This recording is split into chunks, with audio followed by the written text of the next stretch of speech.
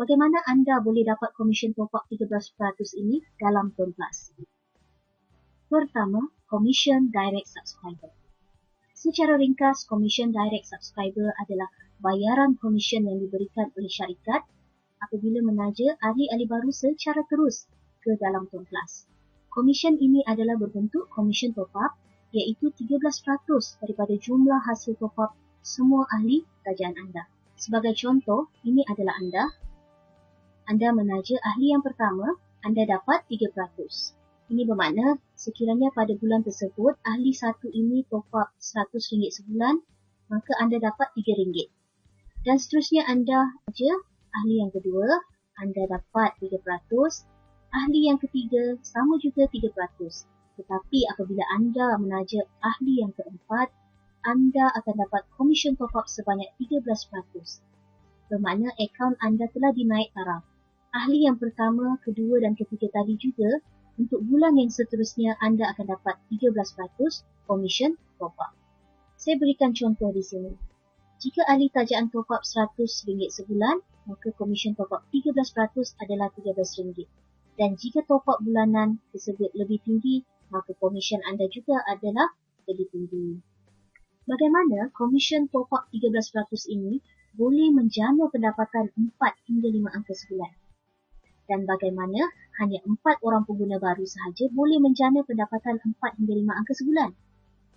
Inilah komisen yang kita nak dapatkan, iaitu komisen share subscriber.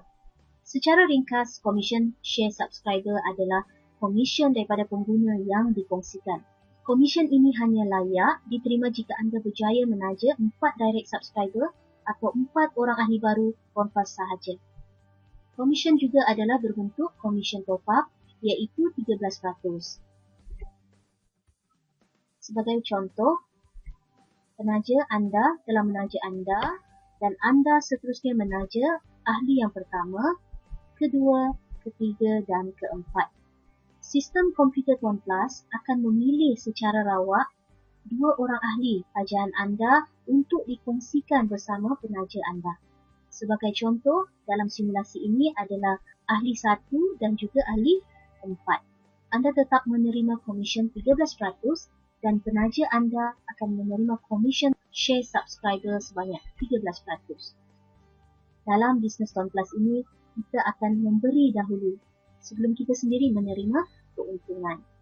Dalam simulasi ini, ahli 2 dan ahli 3 tidak dikongsikan kepada penaja anda.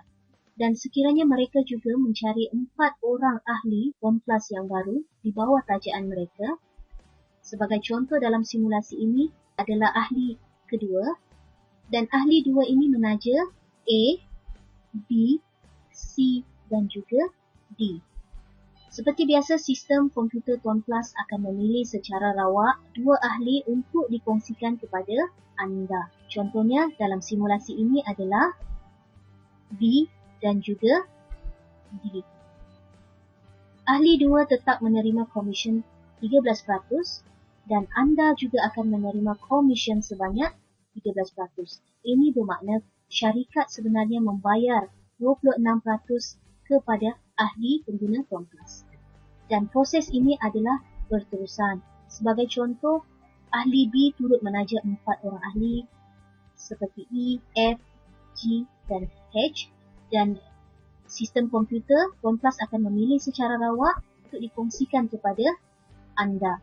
Contohnya, dalam simulasi ini adalah G dan juga H. Ahli B tetap menerima komisen 13% sebagai komisen direct subscriber dan anda pula akan menerima komisen share subscriber sebanyak 13%. Dan proses perkongsian ini akan berterusan tanpa had. Sebab itu komisen anda akan semakin meningkat dari hari ke hari. Itu sahaja, saya ucapkan terima kasih kerana menonton video ini. Assalamualaikum, kita jumpa lagi pada video yang akan datang.